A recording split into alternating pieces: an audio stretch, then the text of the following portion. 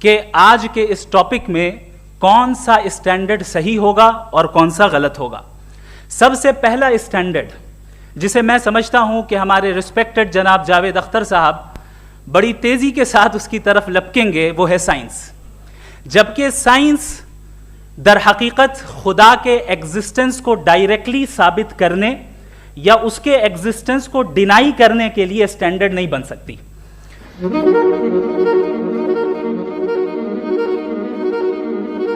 میں سب سے پہلے منچ پر آمنترت کر رہا ہوں مفتی شمائل ندوی صاحب کو. آئیے سر. جی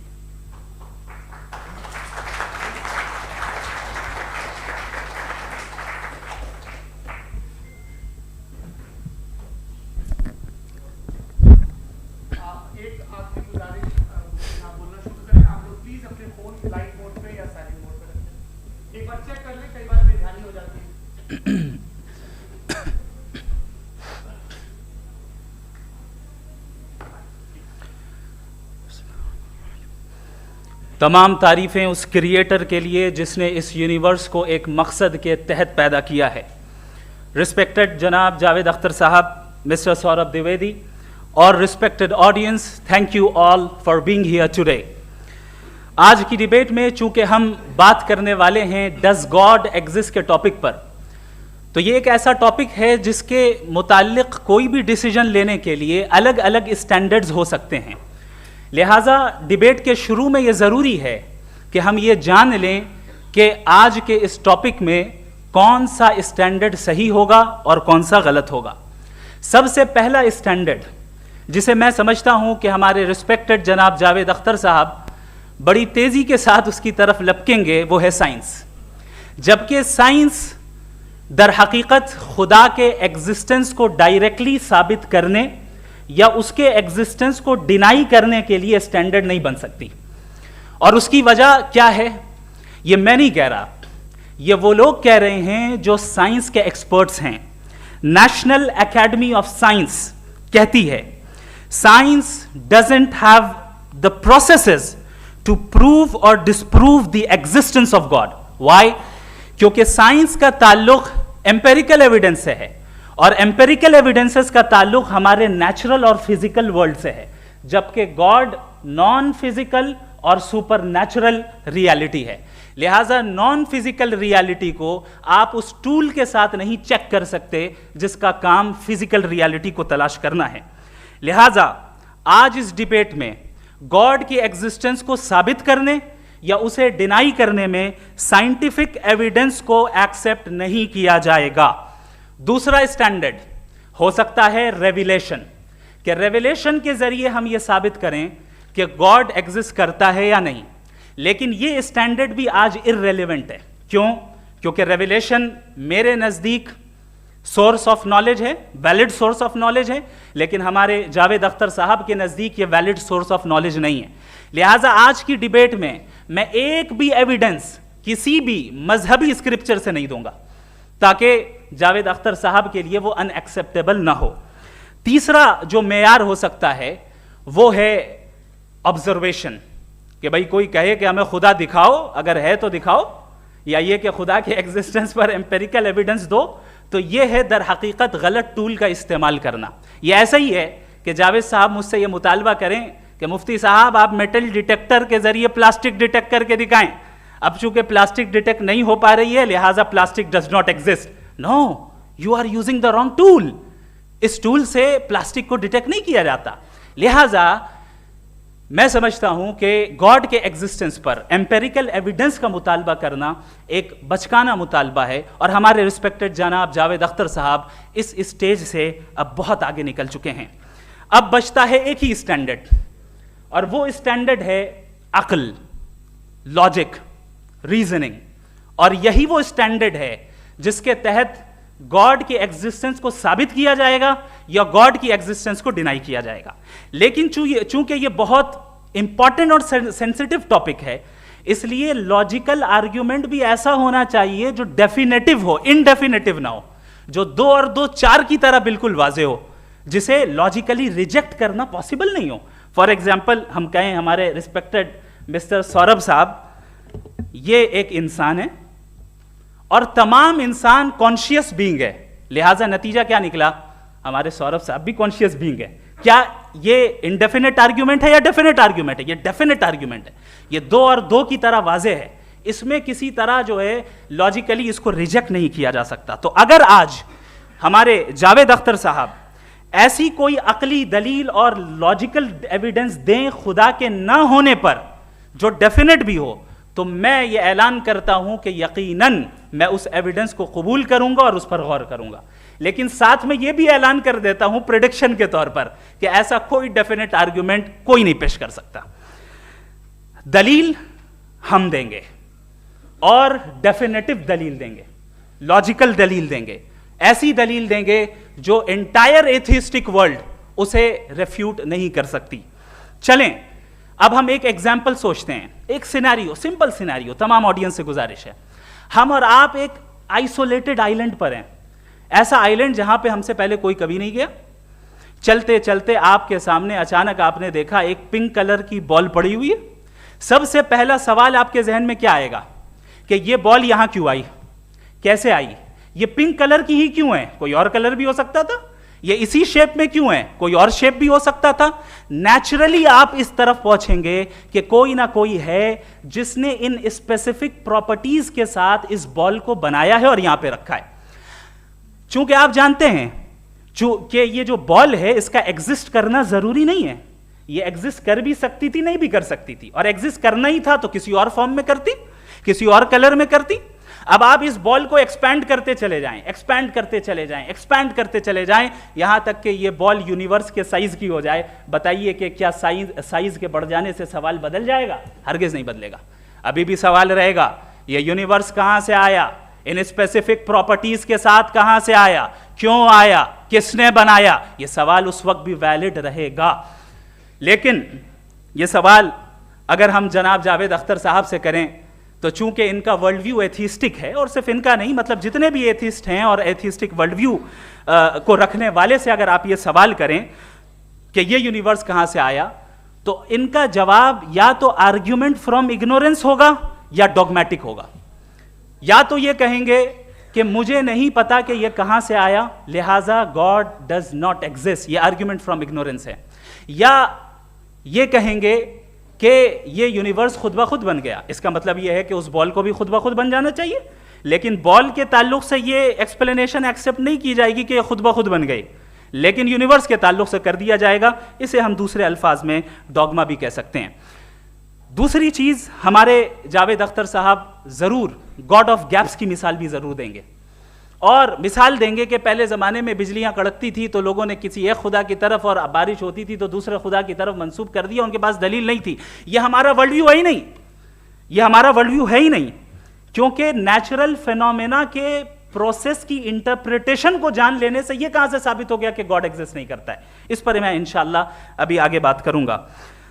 آپ حضرات یہ بھی دیکھیں گے, اور میں یہ ایکسپیکٹ کرتا ہوں کہ ہمارے رسپیکٹڈ جناب جاوید اختر صاحب ضرور ایموشنل آرگیومنٹس بھی دیں گے, جو کہ ایک لاجیکل فیلیسی ہے جب بات آتی ہے ٹروتھ کو ڈیسائیڈ کرنے میں. کیوں؟ مثال کے طور پر وہ کہیں گے کہ اگر گاڈ ہے تو ایول کیوں ایگزسٹ کرتا ہے, جبکہ میں کہتا ہوں ایول کا ایگزسٹ کرنا گاڈ کے ایگزسٹ کرنے کی دلیل ہے, اس کے خلاف نہیں ہے. چونکہ اگر گاڈ ہے تو ہم سب اس کے سامنے اکاؤنٹیبل ہیں, اور اگر ہم اکاؤنٹیبل ہیں تو اکاؤنٹیبلٹی کے لیے ایول کا موجود ہونا ضروری ہے, اس کے بغیر ہم اکاؤنٹیبل نہیں ہو سکتے. اور اگر ہم اکاؤنٹیبل نہیں ہیں تو ہم جناب جاوید اختر صاحب سے پوچھیں گے کہ آپ بتائیں کہ پھر سفرنگ اس دنیا میں کیوں ہیں؟ اگر خدا نہیں ہے تو سفرنگ کیوں ہیں؟ اور ان لوگوں کے جذبے کا کیا جن کے اندر سفرنگ کے بعد انتقام لینے کا جذبہ پایا جاتا ہے اور وہ اس دنیا سے ایسے ہی چلے گئے, کیا ان کی ساری تکلیفیں بیکار چلی جائیں گی؟ اب آ جائیں اسی ایگزامپل کی طرف کہ بال, مجھ سے اگر کوئی پوچھے اس بال کو کس نے بنایا اور یا اس ایکسپینڈڈ بال کو کس نے بنایا, میں کہوں گا کہ چونکہ یہ یونیورس اور اس یونیورس کی تمام چیزیں کانٹینجنٹ ہیں. کانٹینجنٹ ہونے کا مطلب یہ ہوتا ہے کہ جو اپنے ایگزسٹنس پہ کسی کے اوپر ڈیپینڈ کرتی ہو, تو ظاہر ہے یہ یونیورس کانٹینجنٹ ہے. اور اگر کوئی چیز کانٹینجنٹ نہیں ہے تو میں ریکویسٹ کروں گا کہ مجھے دکھا دیں کہ کون سی چیز یونیورس میں کانٹینجنٹ نہیں ہے, ہم بھی ذرا غور کر لیں اور ہم بھی دیکھ لیں. اور جب کانٹینجنٹ چیزیں موجود ہیں تو فلاسفرز کی اصطلاح کے مطابق, ہم اس ٹرمینالوجی کے مطابق, ہم اس جگہ تک پہنچتے ہیں اور اس ہستی تک پہنچتے ہیں جسے نیسیسری بینگ کہا جاتا ہے، کہ یہ وہ نیسیسری بینگ ہے جس کا موجود نہ ہونا ناممکن ہو. چونکہ اگر یہ موجود نہ ہو تو ساری چیزیں ایگزسٹنس میں آئیں گی ہی نہیں، اور یہ ساری کنٹینجنٹ چیزیں اسی کے اوپر ڈپینڈ کرتی ہیں. اب اگر آپ یہ سوال کرتے ہیں کہ پھر اس ہستی کو کس نے بنایا، پھر اس کا کاز کیا ہے، پھر اس کا کاز کیا ہے، پھر اس کا کاز کیا ہے، اور اینڈلیسلی چلے جائیں، اسے ہم کہتے ہیں انفینٹ ریگریس آف کازز، جو کہ لاجیکل فیلیسی ہے. کانسیپچولی انفینٹی پاسبل ہے. مثال کے طور پہ نیومیریکلز 1 2 3 گنتے چلے جائیں، انفینٹ نمبرز ہیں. میں کانسیپچولی بات نہیں کر رہا، پریکٹیکلی ریالٹی میں ثابت کر کے دکھائیں کہ infinite regress of causes possible ہیں یا نہیں. اگر پاسبل ہیں تو ہم مان لیں گے، مثال دے دیں، اور پاسبل نہیں ہے تو ایک ہی آپشن بچتا ہے جسے ہم کہتے ہیں نیسیسری بینگ. ایسی نیسیسری بینگ جو انڈیپینڈنٹ ہے، چونکہ اگر وہ ڈیپینڈنٹ ہوئی تو وہ نیسیسری نہیں رہے گی. ایسی انڈیپینڈنٹ بینگ جو اٹرنل ہے، اگر وہ اٹرنل نہیں ہوگی، اس کی بگننگ ہوگی تو وہ خود کانٹینجنٹ ہے. ایسی بینگ جو پاورفل ہے، کیونکہ کانٹینجنٹ کو ایکچوالائز کرنے کے لیے پاور چاہیے. ایسی بینگ جو انٹیلیجنٹ ہے اور نالجیبل ہے، کیونکہ یہ یونیورس اسپیسیفک فارم اور اسپیسیفک لاز آف نیچر کے تحت پریسائزلی چل رہا ہے. Thank you. تھینک یو مفتی صاحب. میں ان دلیلوں کے بعد جاوید اختر صاحب سے گزارش کروں گا، آپ بیٹھ کے بولنا چاہیں گے یا وہاں؟ جی.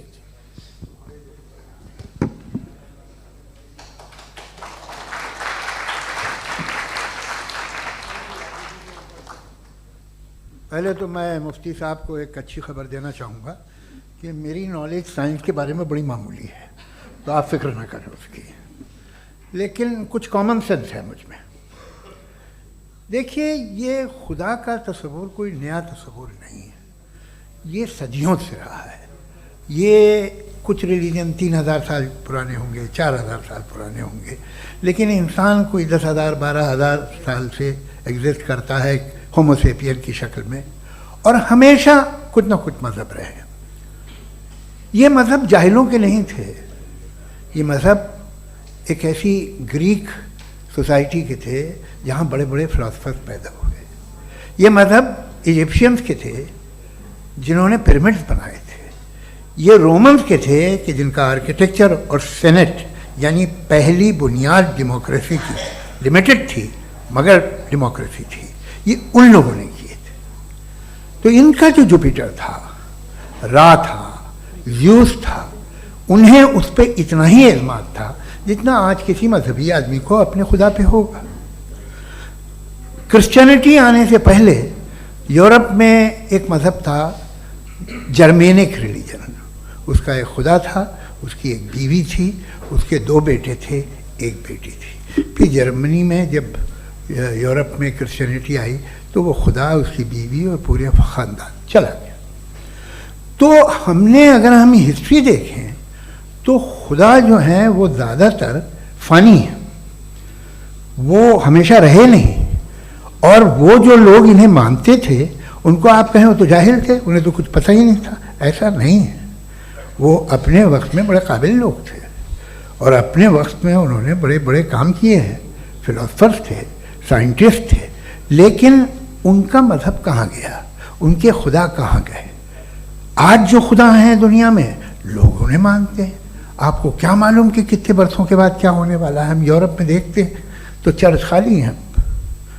تو وقت کے ساتھ چیزیں بدلتی ہیں. جہاں تک اس کا تعلق ہے مذہبوں کا، ہر مذہب آپ سے ایک چیز مانگتا ہے، فیتھ. یہ فیتھ کیا چیز ہوتی ہے؟ What is the difference between faith and belief? یہ تو بہت ہی احمقانہ بات ہوگی کہ کوئی آدمی کہے صاحب اگر خدا ہے تو مجھے دکھائیے. یہ تو جاہلانہ بات ہوئی. میں نے تو نارتھ پول نہیں دیکھا ہے، مگر میں مانتا ہوں کہ نارتھ پول ہے. میں کیوں مانتا ہوں؟ اس لیے کہ اگر یہ دنیا راؤنڈ ہے تو اس کا کوئی ٹاپ ہوگا. کچھ لوگ ہیں جو وہاں گئے بھی ہیں، کامن سینس کہتا ہے کہ ایسا ہوگا، ثبوت ہے، گواہ ہے، ریزن ہے. تو یہ میرا فیتھ نہیں ہے. تو فیتھ میں اور بلیف میں ڈفرنس کیا ہے؟ جو مذہب مانگتا ہے آپ سے، ہر مذہب فیتھ مانگتا ہے. فیتھ کا مطلب یہ ہے کہ نہ کوئی گواہ ہو، نہ کوئی ثبوت ہو، نہ کوئی ریشنل ہو، نہ کوئی لاجک ہو، نہ کوئی پروف ہو، مگر تم ایک بات کو مانو. یہ ہے فیتھ. ورنہ بلیف ہوتا. اگر اس میں کچھ بھی ثبوت ہوتے، گواہ ہوتے، تو پھر اسے آپ بلیف کہتے ہیں. جیسے میرا بلیف ہے کہ نارتھ پول ہے، میرا فیتھ تھوڑی ہے. فیتھ ان تمام شرطوں کو رد کرتا ہے. تو پھر اسٹوپیڈیٹی کیا ہے؟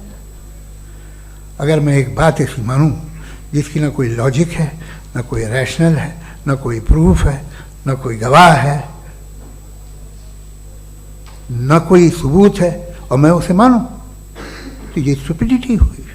اسے ہی بھائی کل کو میں یقین کر لوں کہ ایلون مسک جو ہے میرا بھائی ہے، تو مجھے انتہائی خوشی ہوگی، سکون بھی بہت ملے گا مجھے. لیکن اور کہے بھائی کیوں مانتے ہو، کیا ثبوت ہے بھائی، وہ تو امریکن ہے اور تم تو انڈین ہو، وہ تو نسل لگے تمہیں کبھی ملے بھی نہیں. صاحب دیکھیے یہ میرا فیتھ ہے، اس پہ بات نہ کیا. فیتھ کا مطلب ہی یہ ہے کہ آپ پروو نہیں کر سکتے. اگر آپ پروو کر سکتے ہو تو فیتھ کی ضرورت ہی نہیں، پھر تو آپ بات کریں گے، آپ کتنی بحث کر لیجیے. الٹیمیٹلی دنیا کا ہر مذہب فیتھ پہ ٹکا ہے، اور فیتھ کا مطلب ہے ایک ایسا یقین جس کا کوئی ثبوت، کوئی گواہ، کوئی ریشنل نہیں. اب آپ یہ کہیں کیا آپ یہ کیوں کہہ رہے ہیں کہ صاحب یہ کائنات کس نے بنائی؟ کمال یہ ہے کہ آپ نے بتایا کہ ایک آئلینڈ پہ گئے اور ایک بال دیکھی. آپ نے یہ نہیں کہا کہ آئلینڈ کس نے بنایا، آپ کو صرف بال پہ حیرت ہوئی. ہم نے آئلینڈ پہ ہم نے حیرت نہیں کی، ہوتے ہیں آئلینڈ. اسی طرح یہ آئلینڈ ہے، ستارے، یہ گیلیکسیز، یہ سب آئلینڈ ہیں خلا میں. ہم انہیں ٹیکن فار گرانٹیڈ لیتے ہیں، ہم پوچھتے نہیں کس نے بنائے. آپ نے جزیرے کے بارے میں بھی نہیں پوچھا ہے. میری پیدائش کیسے ہوئی؟ کیا میں پلانڈ پیدا ہوا تھا؟ I was planned to be born, یا ایک لکی اسپرم تھا جو کسی ایگ سے چپک گیا؟ میری پیدائش رینڈم. اور انصاف جسے آپ کہتے ہیں، انصاف کا تو نیچر سے کوئی واسطہ ہی نہیں. جو آپ کہتے ہیں کہ ایک دن انصاف ملے گا، انصاف از اے ہیومن کانسیپٹ. نیچر میں کوئی انصاف نہیں. اگر شیر ہرن کو کھا جاتا ہے تو اسے کوئی سزا نہیں ملتی. اگر ایک آندھی آتی ہے اور ہرے بھرے پیڑوں کو اکھاڑ کے پھینک دیتی تو آندھیوں کی جیل نہیں ہوتی ہے. نیچر میں انصاف نہیں، اس لیے مجھے نیچر کو انصاف کی ضرورت بھی نہیں. نیچر تمام ایک ہے. اب ہم کہیں کہ صاحب یہ دیکھیے جو میں نے کھانا کھایا تھا، یہ میری آنکھ تو نہیں یوں کر دیا اسے تو اسے سزا ملنی نہیں. وہ سسٹم ہے، ایسے ہی چل رہا ہے. نیچر بغیر انصاف کے ہے. انصاف از اے ہیومن کانسیپٹ. تو جو آپ سے کہتا ہے کہ میں تمہیں انصاف دوں گا، وہ انسانی ذہن کی پیداوار ہے. یہ نیچرل ہے ہی نہیں، یہ آسمانی ہے ہی نہیں. نیچر کا تصور، انصاف کا تصور. بھائی آپ ساتھ ملتے ہیں، اب آپ لیفٹ ہینڈ ڈرائیو کرتے ہیں، یہ کیا ہے؟ تمام سچ، تمام نیکی، تمام شرافت لیفٹ ہینڈ ڈرائیو ہے. ورنہ کیا ہوگا؟ یا تو آپ کیوس کر دیں گے، آپ کا ایکسیڈنٹ ہو جائے گا، یا آپ کسی کو مار دیں گے، یا ٹریفک جام ہو جائے گا. جھوٹ، بے ایمانی، رشوت خوری، یہ تمام جو ہے driving on the wrong side ہے. اس کے اوپر کچھ نہیں. یہ تو ہم نے بنایا، جیسے ہم نے لیفٹ ہینڈ ڈرائیو بنائی ہے. یہ کانسیپٹ آف انصاف جو ہے یہ ہمارا ہے، اس کا نیچر سے کوئی واسطہ نہیں. شیر کھا جاتا ہے ہرن کو، اسے جیل ہوتی ہے کیا؟ کچھ بھی نہیں ہے ہی نہیں. تو یہ جو دنیا کے ریلیجن پرومس کرتے ہیں آپ سے انصاف، اسی سے معلوم ہوتا ہے کہ یہ مین میڈ ہے. یہ تصور کہیں اور کا ہے ہی نہیں. جو نیچر ہے، کچھ لوگ کہتے ہیں نیچر ہی خدا ہے، تو نیچر میں تو انصاف نہیں کہیں. اور آپ وعدہ کر رہے ہیں کہ تمہیں مرنے کے بعد انصاف ملے گا. مجھے اگر ملے گا تو میں بہت خوش ہوں گا، لیکن میں یقین نہیں کر پاتا ہوں، اس لیے کہ میں فیتھ نہیں پیدا کر سکتا. The very fact that religions demand faith, اس کا مطلب ہے کہ ان کے پاس جسٹیفیکیشن نہیں ہے. اچھا تھا پھر ریلیجن اگر ماڈریشن میں ہے، کوئی سا بھی نہیں، وہ آپ میں کچھ خوبیاں بھی پیدا کرتا ہوگا. دیکھیے اس سے یہ فائدہ ہے، وہ فائدہ ہے. الکوہل جو ہے वो ज़्यादातर दवाओं में यूज़ होती है। और एक सर्वे किया गया था अमेरिका में कि लॉन्जिटिविटी किन लोगों की है, तो एक तरफ वो लोग थे जो शराब पीते ही नहीं थे, और एक तरफ वो थे जो एक बोतल शराब रोज पीते थे। सबसे ज़्यादा लंबी उम्र उनकी है जो 2 पैक नाप के शराब पीते हैं और खाना खाते हैं। मगर हम शराब को बुरा समझते हैं, मैं भी बुरा समझता हूँ। क्यों? ऐसा होता नहीं। कुछ चीज़ों में आदत होती है कि वो बढ़ती है। आज तक में एक आदमी दूध पीता है, आप 10 साल बाद भी मिलेंगे तो एक ही गिलास पीता होगा। ऐसा नहीं होता, सुबह से दूध पीता रहता है। मिल्कोहलिक मैंने नहीं देखे, अल्कोहलिक होते हैं। ये टेंडेंसी है मजहब की कि वो बढ़ता है, जैसे कैंसर बढ़ता है, जैसे शराब बढ़ती है।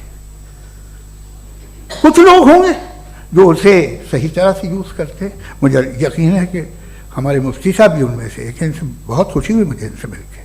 लेकिन कितने लोग हैं कि आज आप देखते हैं दुनिया में जो तबाहियाँ हैं, इनमें कितना हाथ है उन लोगों का जो बिलीवर कहते था मजहब ये नहीं कहता, ना कहता होगा, मगर जब ये मजहब पीते हैं तो ऐसे बिहेव करते हैं। थोड़ा सा अगर हो तो शायद बहुत अच्छी बात, लेकिन शराब थोड़ी सी नहीं रहती, उसमें टेंडेंसी है पहले। थोड़ा सा अगर 2-3 कैंसर के सेल हो ना बॉडी में तो आदमी स्लिम रहेगा, लेकिन वो 2-3 सेल नहीं रहते, वो मल्टीप्लाई होते हैं। जावेद साहब टाइम पूरा हो गया। टाइम हो गया तो बस बात खत्म हो गई। अच्छा, मुझे कुछ और कहने को था भी नहीं। जी